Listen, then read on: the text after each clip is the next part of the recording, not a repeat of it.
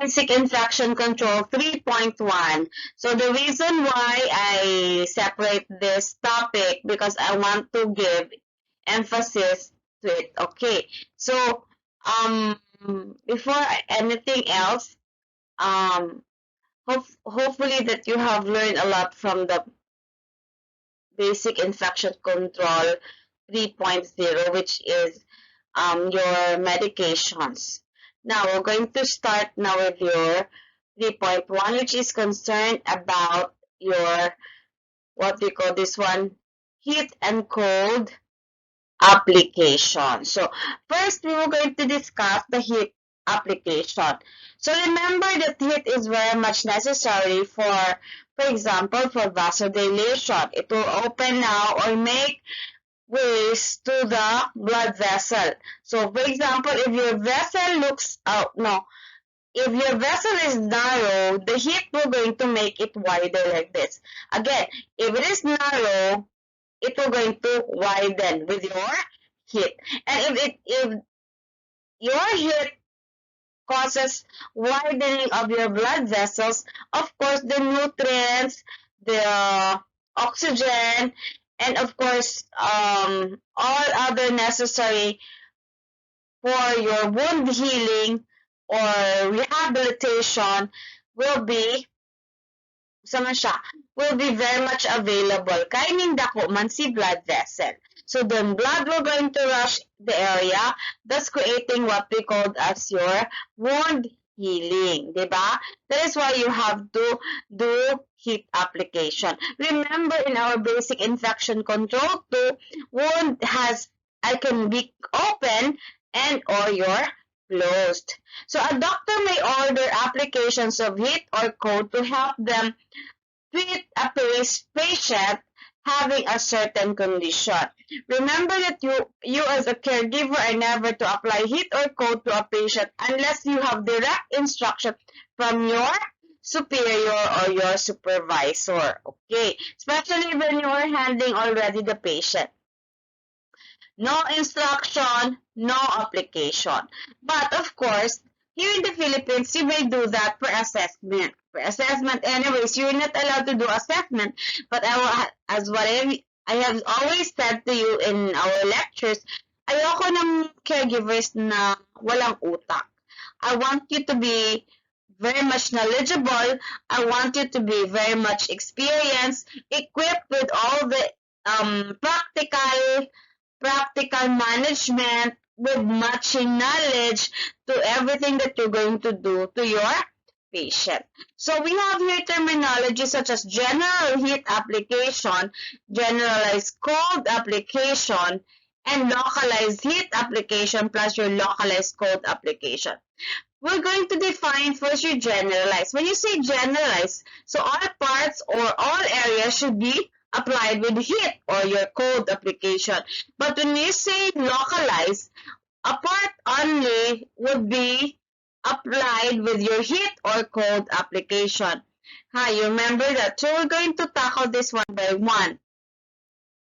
Pag generalized kasi, so lahat ng parts. But pag sabing localized, so pwedeng arm lang po, face lang po, legs lang po. So specific, example, right leg, left leg. That is where you're localized. Types of hot or cold applications, we have your dry here and your moist. Pag sinabing dry, so from the word dry, wala pong involved na moisture. Walang contact na moisture ang skin ng client. So the dry is the heat or cold does not come in direct contact with the patient's skin, such as heating pads and or your saunas, which draw moisture from the body, leaving the skin dehydrated. So your dry, easy to apply and it feels so best. So and then number 2 will be your moist heat or cold applications, which is applied directly on the patient's skin and can penetrate onto the muscles, providing better pain relief. It includes steamed towels, hot baths, and moist heating pads. So merong tubig o merong moisture. Pag dry, wala po siyang involvement ng material that we're going to create moisture. So the skin now is very much dry, ha? O, diba? And the reasons for it application, it speeds up the healing process. As what I've said, pag narrow, ganito kaliit yung blood vessel opening, your heat will make it dilate. So lalaki po siya.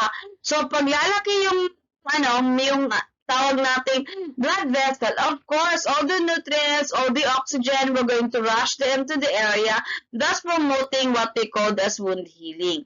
See, so now that we have, of course, pag it will going to promote wound healing, pag yung if it is painful, so it will now result to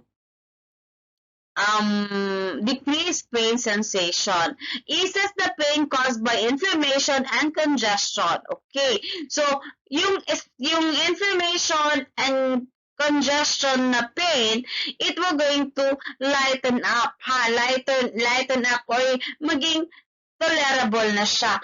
Plus, your heat, one of its purpose is provide warmth and comfort. Remember, di ba, mas maganda, let's face it. Among the two, your cold and your heat, the one that gives comfort is your heat. Okay? Just like, for example, if you're going to drink coffee, di ba? Mas masarap yung feeling natin pag ninanamnam natin yung kape from our mouth to our throat. But if it is cold, soft drinks, masarap din naman, yes. But it kasi soothing kasi yung mainit eh. Soothing sa atin yung feeling. While you're cold, it is a bit more relaxing. In a sense, relaxing siya pag nakapasok na siya sa lalamunan natin. Pero yung heat ng kape, bibig pa lang natin is okay na. Okay, just like also your application to the skin. Pag cold, medyo parang ganon. Pero pag heat, so you're going to keep that feeling may heat na dumampi sa yung katawan or yung balikat.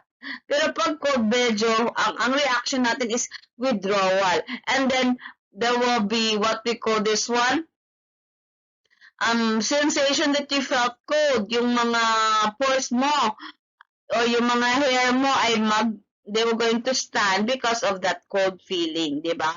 Kaysa warm, which is very much relaxing. Okay, reasons for cold applications also, we have prevents or reduce swelling, thus reducing pain. Yes. Bakit? For example, the action of your cold. If this is the blood vessel, pag heat, it will going to dilate the vessel, making it so big. While you're cold, it will going to narrow down the blood vessel para you will reduce swelling and of course reducing pain. So mas mabuti talaga alternate heat and cold application. So again, yung heat, it will going to cause dilation, while your cold, it will going to cause vasoconstriction. Liliit mo yung daanan ng dugo. So, pag liliit yung daanan ng dugo, so most especially, if it is very much painful, so because of that, you will not, or you're minimizing now the felt pain. Kasi remember, pag cold, first it will result to numbness. Pag ganito, pag cold siya, so it will going to result to numbness. So, there will be no pain sensation at all because of that. And then, of course, it lessens the possibility of pus forming and collecting in an organ or internal area of the body. So, pag cold, there will be reduced swelling. Pag na-reduce yung swelling natin, so definitely there will be no pus formation or possibility of pus forming and collecting in an organ an organ in the internal area, diba? Reduces also your cold also reduces body temperature. That is why if you are having fever, you will be applied with what we call as cold application. And then the normal cold application, we have your tepid sponge bath. Your, what we call as your, what we call this one, it is your TSB, diba? So, I'm going to use another one. You have your T, you cannot write here. So, this one, what's this? So, alam mo, ano lang eh, nag-experiment. So, we have T, no, it cannot write. My husband said, pwede ako magsulat, but hindi. Ayaw niya magsulat. So, we have TSB. So, TSB means tepid sponge bath. Okay. So, next is heat applications. Things to remember when you're going to apply the heat. One is the location. Kung saan na yung may inflammation, doon na lang kayo mag-apply ng heat, ha? Hindi pwede nga, sabi sa right leg yung may inflammation, pero nag-apply ka ng heat sa left leg. So, kung saan yung may injury, doon yung heat. Another, the time. So, remember, time din ang kailangan. So, when you say time, should not be more than 20 minutes. We're going to deal with that later. So, pag heat and cold application, it should not be more than 20 minutes. And of course, the method, anong gamit natin? Plus, ensuring safety in every method used. Okay. So, temperature and time for heat application. So, we have here hot soaks, 100 degrees Fahrenheit every 5 minutes po siya. Pag hot compress, we have there your 115 degrees Fahrenheit every 5 minutes. And then we have also your continuous hot compress, continuous every 30 minutes. Okay, 20 to 30 minutes kasi. So, every 30 minutes. So, after 30 minutes, you will allow the skin to relax or the area to relax and then continue. Then, make another. So, you're going to allow the skin to relax for maybe 20 minutes and then make another May apply another hot compress after that 20 minutes for 30 minutes. And then hot water bottle, the temperature is 120 degrees Fahrenheit, that's every 30 minutes. Heat lamp treatment. So, pag heat lamp treatment is 110 degrees Fahrenheit every 10 minutes. So, kailan mo pwede si heat lamp treatment? Diba, have you exposed yourself to labor and delivery? Nang nag-deliver ka ng baby, diba? Pag nag-deliver ka ng baby, of course, you will be having this heat lamp treatment wherein sugaan ang imo genital area. So, you will have lithotomy position, meaning, in our disabled, how would you going to position yourself lithotomy? Pag supine position, your body should be flat in bed. While in dorsal recumbent position, your body is flat in bed, but your legs are flexed. Pero pag lithotomy position, your body still is flat on bed while your legs are hung with your stirrups. So, nakahang po. Just like when you're going to deliver, nakahang po yung legs ng mother. And then you will be in heat lamp treatment, pwedeng hindi ka na makahang yung legs, but dorsal recumbent, naka-flex lang po, pero yung foot niyo po is naka-tukod sa surface. Bakit mag-heat lamp siya? Usually 48 hours after delivery to promote healing. Every 10 minutes mo yung heat lamp, ha? And then hot soaks, that it will be every 30 minutes. So, you perform soaking. Just like, for example, soaking, from the word soaking. So, you're going to soak the whole body in case kung generalized hot soak or a part, your arm lang po ang isosoak, so that is your localized hot soaks. Okay. General procedure, you have to check for the order of the physician. Remember that? Check the order of the physician always. You should not do any compress without a doctor's order. The patient should be in a comfortable position, that is, dapat komportable ang patient natin. Ensure safety of the client. Remember, especially if it is heat. Pag dry, you have to remember that the equipment should not be applied directly onto the skin. Kailangan may towel, tsaka mo pa ilagay yung mga equipment for hot. Example, hot water bag. So, towel muna, tsaka si hot water bag. Para to prevent from what we call this, burn. Okay, to prevent burn. And then check the temperature of heating device being used. As always, we have deal with the different temperatures, and keep the patient covered and warm during treatment. Yes. So, dapat well covered ang patient during treatment and expose only the area to be applied with your heat or heat applications. And then we have in moist heat, check the patient's skin under the heat application. Remember, bawal po siya na matagal po sa skin. Dapat wala pong contact sa skin, so dapat lagyan ng towel or cloth in between the skin and then the equipment used for hot compress. And then in moist heat application, dry the skin properly using patting motion. So pag moist heat po, it involves tubig, you have to dry the skin properly. Moist heat, example, towel, compressing using towel, diba? So, make patient comfortable after heat application is finished and clean the equipment according to instruction. Okay.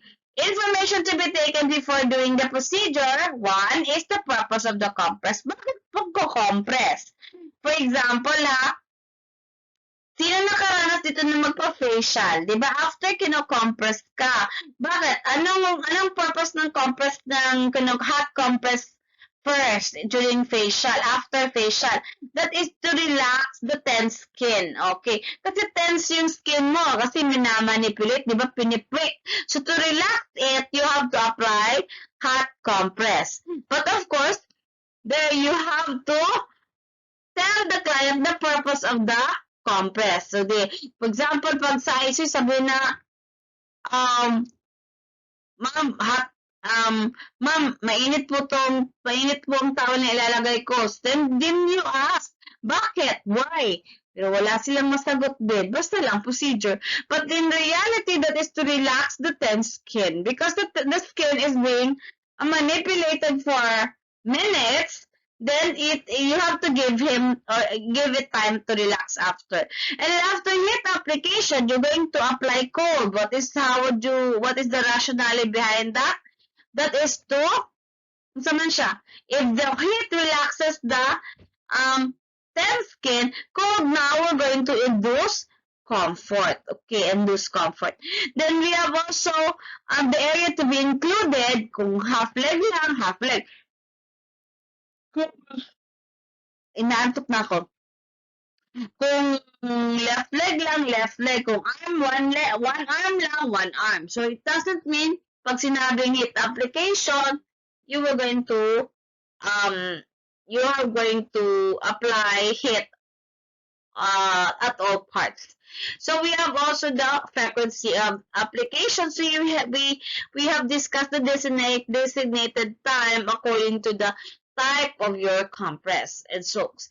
And solutions to be used for compress also. Pwedeng tubig lang, plain water, o pwede rin may mga gel. The desired results, of course. That is the information to be taken. Methods for applying dry heat. One is heat lamps. So we have discussed this one. You will have position yourself in dorsal recumbent position. So, dito yung genital area mo, and then, sa kabila is yung heat lamp. You have to maintain a distance for about, I guess,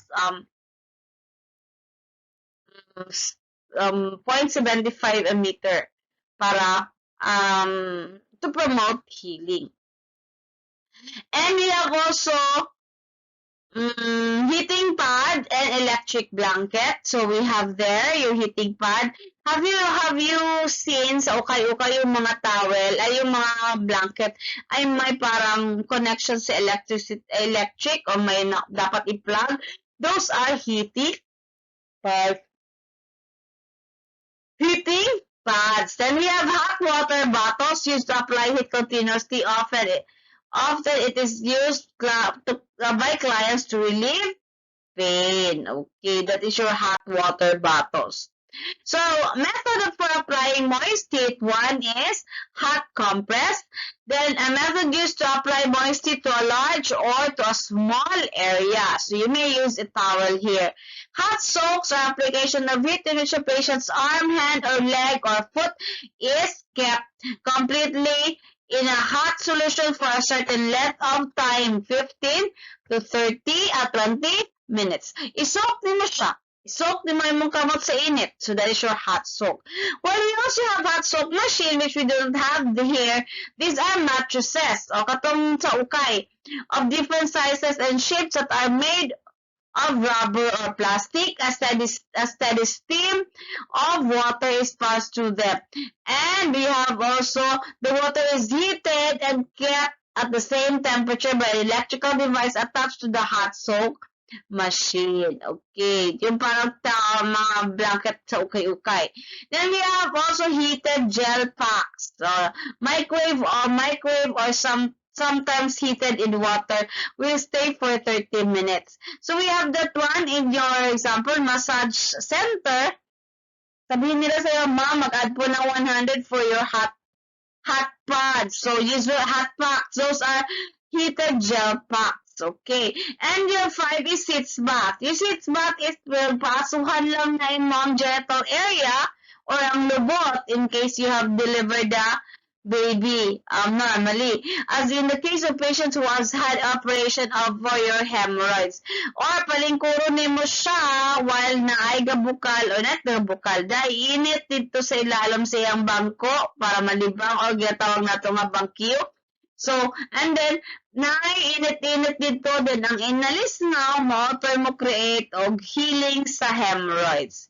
And then heat wraps around the lower back and waist and may be worn again under the clothing, providing convenience and several also of low level of heat application. So that your heat wrap. Heat init and i-wrap po siya. You may use cloth. Hot bath or hot tub or your sauna. This stimulates general feeling of comfort and relieving pain. Okay. So that's your hot bath or tube. Now, we're going to deal with your cold application. Sinong may dito? Cold application. So, yung heat, mainit. Ang cold, malamig. So, general rule, we have always used a cube ice with cooling solution. Bakit cube? Kasi yung cube ice kasi, it will melt the ice slowly. While if you're using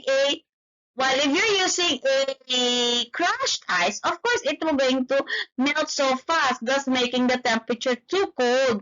Pero pag cube kasi regulated yung temperature. Always take the patient's temperature before applying. Why? Because your cold application causes or results to what they call the shivering.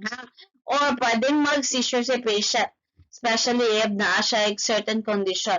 Watch for the danger of shock. Anong danger of shock? That is your decreased blood pressure and of course decreased pulse rate. And watch for changes in the color of parts of the patient's body. So, especially sa area sa mga nail beds, where is your nail? Here, dapat ang color niya is the same, dili kay lagom na siya.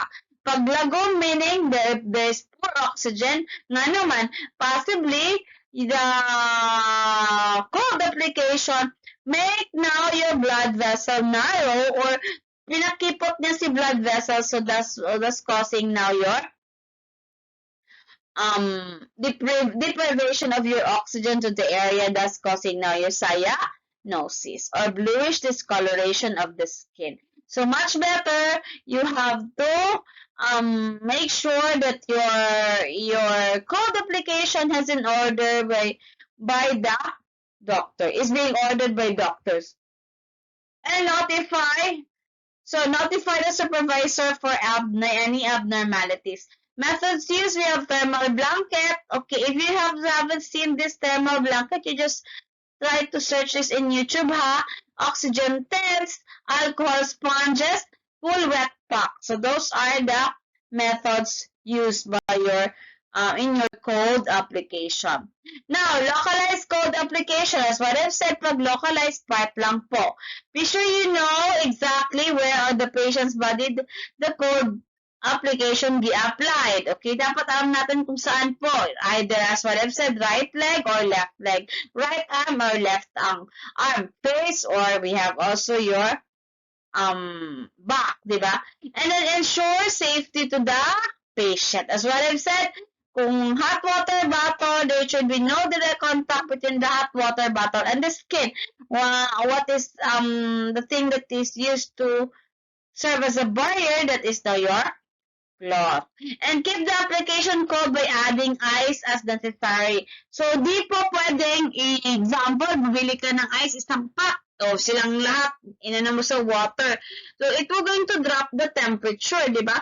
And one thing you have to remember, per drop on temperature, the patient will going to feel chill, o chilly, magchi-chilling po siya. And next is never cover the cold. Never cover the cold application with linen or any other materials after it has been applied to the patient body. So, pag cold application, wala po siyang linen na magko-cover.